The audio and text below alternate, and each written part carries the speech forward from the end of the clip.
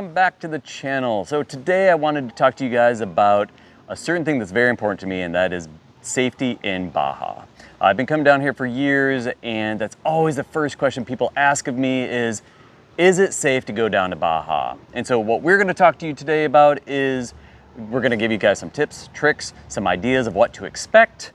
And to do that, I've joined here with my good friend JP. JP, thanks for joining. Yeah, happy to be here, Brian. I've been an RVer now for about 9 years, or been traveling nomad for about 9 years. And I think this is my 6th year coming to Baja. Get down here and you're camped next to the ocean and beautiful towns. It's well worth it. First came down here in 2001, and over the years I've come down here probably 8 to 10 times, each time about for 1 or 2 months. What we want to talk to you guys today about is just giving you what our personal experiences and how that went.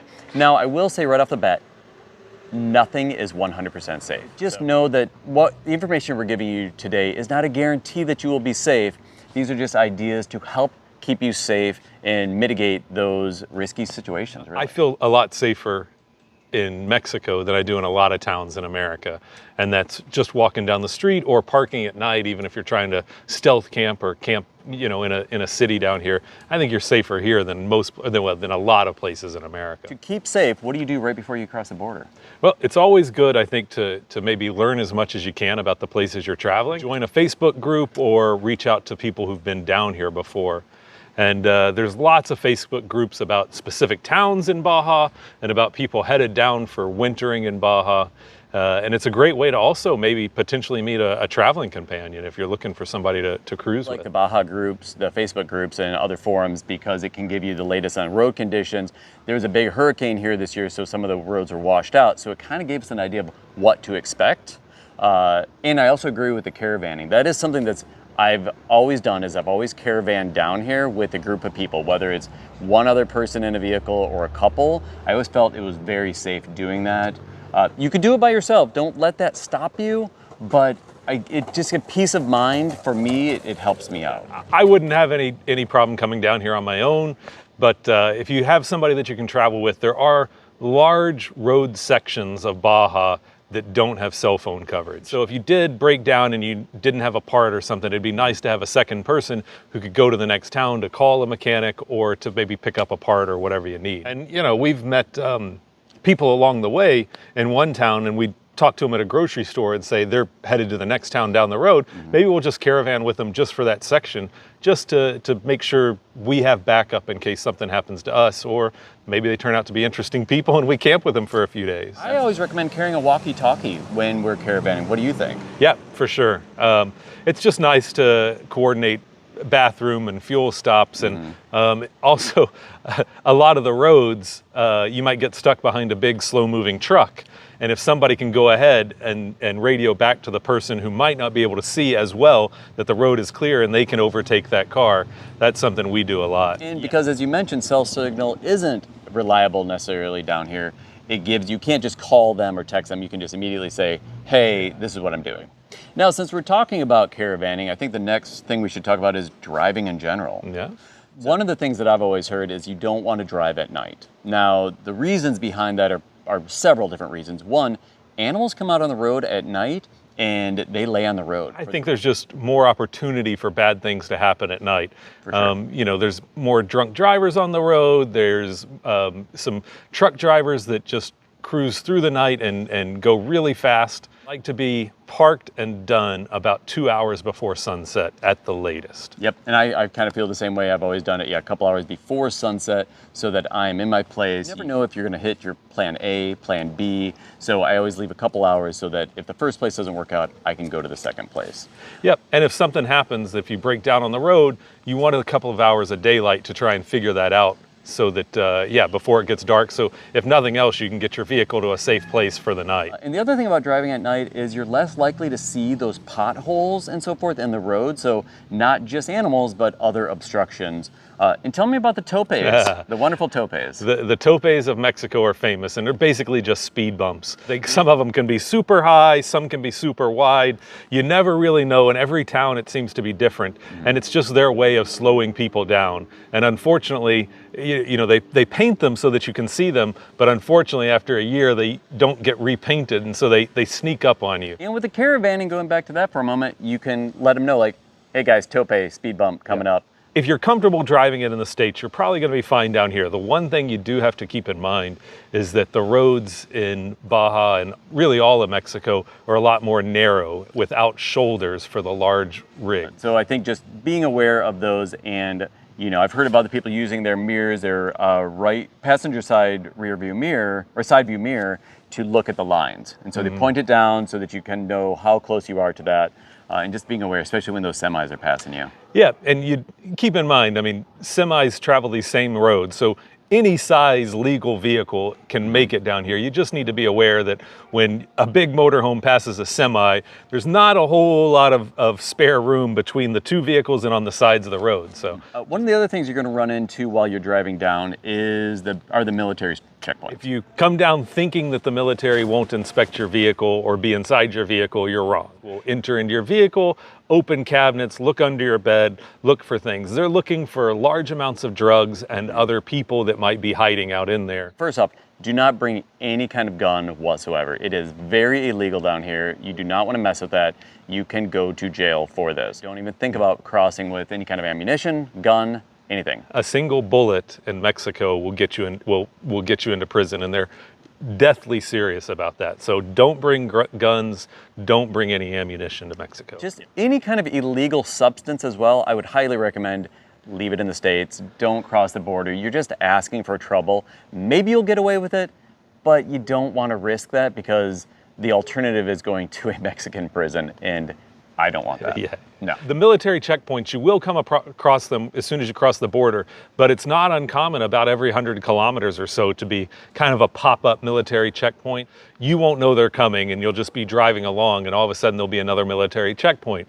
Sometimes they just wave you through, but more often than not, they want to come on and look inside your vehicle. Honestly, I've had nothing but good experiences at the military checkpoint. In fact, last year, I was having some car issues that my car kept on stalling on the way back north. And I got to a military checkpoint. It stalled because you have to stop and get out of your car, and I couldn't get it started again. The military checkpoint guy, he's like, get in, I'll push start you. So he pushed me while I popped the clutch on my tracker and was able to start it, and we were both laughing. And so even though they're carrying big guns and they're kind of intimidating, ultimately they're nice people and they're just trying to help you out. And it was hilarious, and I've had nothing but good experiences from that. And with the driving, there are certain areas that, because we're in a foreign country, we want to make sure we are following the laws to a T. One of the things is stopping completely at stop signs. It's a small thing, but it's an important thing. You don't want to get pulled over for something stupid like, oh, I didn't stop long enough at a stop sign. Yep, and Mexico and other Latin and Central and South American countries are famous for, maybe police that are looking to make a few extra bucks. And I've had that happen to me in Mexico. I've had it happen in Baja. Generally speaking, it's the border towns, the really tourist spots that the police look for any excuse or even make it up to pull you over. It's not a big deal. The best thing you can do is just be polite, and if they ask for you to pay a fine on the spot, politely refuse. Tell them that you'll go to the police station and you'll pay it there. If they ask for cash, tell them that you'll pay it at the police station and get a receipt. But generally, you're not going to get hassled by the cops down here. The federal police, I believe, from what I've been told by other Mexicans, is that the federal police are never going to do that. They are completely above board. It's just the small town police officers, and again, mostly in the border towns, that you'd have problems. Yep. And honestly, that could happen anywhere. So it's not specific to Mexico or Baja. The other thing to keep in mind is that gas. So gasoline for your vehicles. Two things that always come to mind for me is there are several stretches that there are no gas stations. And so you really have to plan ahead and make sure that you can go that distance. I think it's around 200 miles could be the most distance between. Because you never know if a gas station's going to be open. That's also true. And last year, I barely made it. It was 150 miles between stations. Yep. And I barely made it because one of the stations in the middle was closed down. Okay. And so you do want to keep those things in mind. And again, those Baja groups will typically be on top of those, so you might be able to get information from that.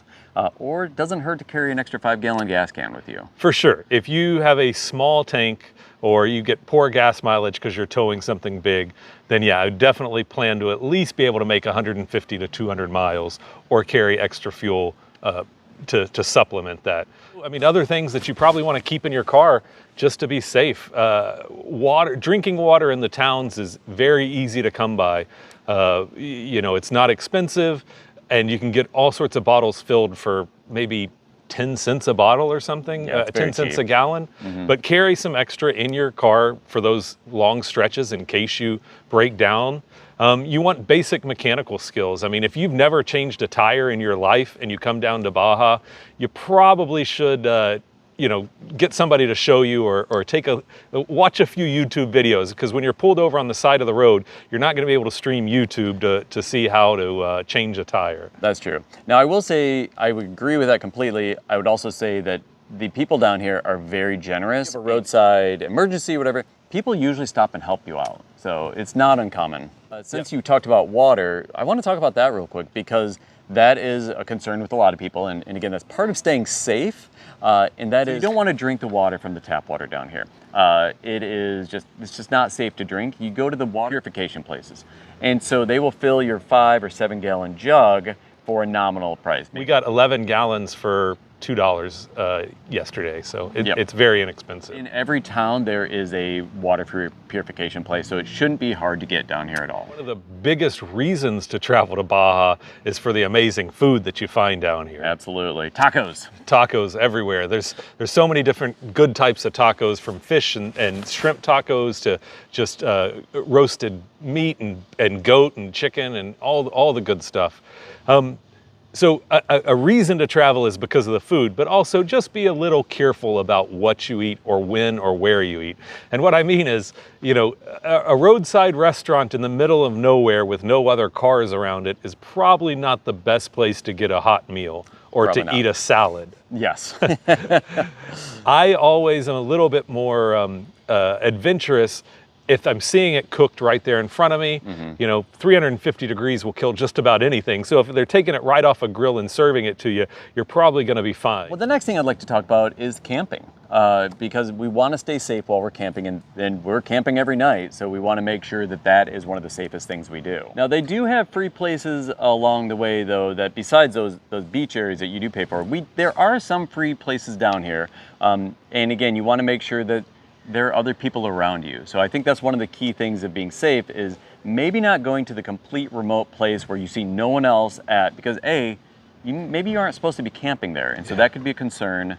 But it's nice to have safety in numbers, and you kind of feeling like you're part of a community, and that always makes me feel a little better. I think the main reason people come here is for the food and for the beaches, but there are some other places around that aren't necessarily beaches that have great camping options as well. There's some mountains in the center part of Baja that you can climb up to and get a little cooler if it's starting to get hot down here at sea level. Yep. Or, you know, there are some beautiful spots just out in the desert. And a lot of times there's landowners that are out there, and you know, we've stopped and just asked, can we camp for the night, or you know, give them $5 or share a meal with them or something. But that's true. Yeah, we've done that in a few places. Yeah, because people are very, very friendly down here, and I of all the times I've been coming down here, I've had nothing but good experiences. Absolutely. And so now the other thing to keep in mind about, we're talking about beach camping, we did have some things happen last year where we got stuck in the sand. I was with a group of 3 other vehicles, and those 2 both got stuck in the sand. One of the key things I would say or recommend is go and scout it out by foot, or send a very capable smaller vehicle. We had my tracker, so I could just go ahead and check it out and let people know if it was safe or not to pass, or if it was too sandy. In our particular case, all we had to do was air down our tires, and they were able to get right out. Yeah. Wasn't a big deal, but it's something to keep in mind. For sure. And you know, it's not a bad idea to carry a tow strap or you know, a capable rope to help pull each other out of those situations. Because again, you might be on a remote beach, you might be stuck, and somebody has to go to town to get a tow truck and bring them back. It can get a little pricey, I'm sure. Absolutely. Or Max Tracks will also work if you don't have a tow strap. I would recommend both, quite honestly. Yeah. And the weight and size, it's worth it. Now, one of the other things that I always like to do when I come down here is I like to bring a couple things for safety. We talked earlier about a walkie-talkie. Another thing, I'm a little old school, so I always bring my Spanish phrase book here. What is, oh, it's a book. Yep, it's a book. What is that thing? But you know, there's a ton of apps out there, you know, the Google Translate, some other translation, you know, apps that are out there that you could use. And then the other thing is I have a guide for Baja that I always bring down here. This thing is old. This thing is from 2006. Most of the things are not necessarily accurate anymore, especially when it comes to prices, accommodations, and restaurants. But it does give you some history, and it does give you some general tips and tricks and so forth for it. So I would kind of recommend maybe having a paper copy of this just in case your phone falls in the water, something like that. You know, one of the excuses I hear a lot on why I wouldn't come to Baja or why people don't want to go is that they don't speak Spanish. Oh, yeah. And I don't think it's necessary. No. It's always great if you know a few phrases, and especially, you know, in food situations, if you're allergic to something, you want to learn how to say, you know, I'm allergic to onions, or I can't eat nuts, or write it down in Spanish on a note card to show to restaurants. But nowadays with modern apps, there's a lot of communicating by typing into an app and then turning it around and showing it to people. Now, another thing I will mention, again, we're talking about safety. I actually brought my little Garmin Mini 2. It's a satellite communicator. This will work down here in Mexico. So if you have a subscription to this, I brought it down here as a just in case that if I really got in trouble, there's a little SOS button right here that I could press it, and I would be basically calling for help to the local authorities. And so they'll come and they will either get me unstuck, save me, whatever. It is a nice thing to have, peace of mind. I've never used it, knock on wood, and hopefully I never will. With the safety now, Starlink internet works everywhere in the world pretty much, including Mexico. According to their terms, up to 2 months with your American account or your Canadian account before they cancel it. But you can use it for 2 months down here. And that is a great safety net, which, you know, we talked on the way down here. If we had a problem in one of those sections of road where there's no cell phone, pull over, get out the dish, set it up, and in 10 minutes, then you've got access to, hopefully, you know, call in the local authorities. Well, guys, I hope that this video helped you guys out, gave you some tips, tricks, things of that nature for traveling in Baja, or really any foreign country for that matter. Now, we would love to hear from you guys. Which of these tips, tricks, and so forth did you think was most important? What really spoke to you? And what did we miss? Was there something that we didn't hit on that, you know, you want to know about? Let us know in the comments below, and we'll start the conversation and hopefully answer some more of those questions. But JP and I are both going to be at the RTR this next year, and we are going to be doing a presentation on Baja, all the traveling and so forth. We'll have a little more time than the 10 or 15 minutes of a video to go into in-depth, not just about how to prepare for travel in Mexico, but also specific destinations down here, and you know, even some of our favorite taco joints. Absolutely. And we'll be also answering a ton of questions for you guys at the RTR. So if you're going to be around, come on by, say hi. I hope that you got something out of this video. If you did, please give us a thumbs up, subscribe to the channel, and until next time, we'll see you guys down the road. Adios. Adios. I'm in San Felipe. No, this isn't San Felipe. This is Loreto. Loreto. So typically you want to... No, no gracias. She's selling Napole, a cactus. Oh.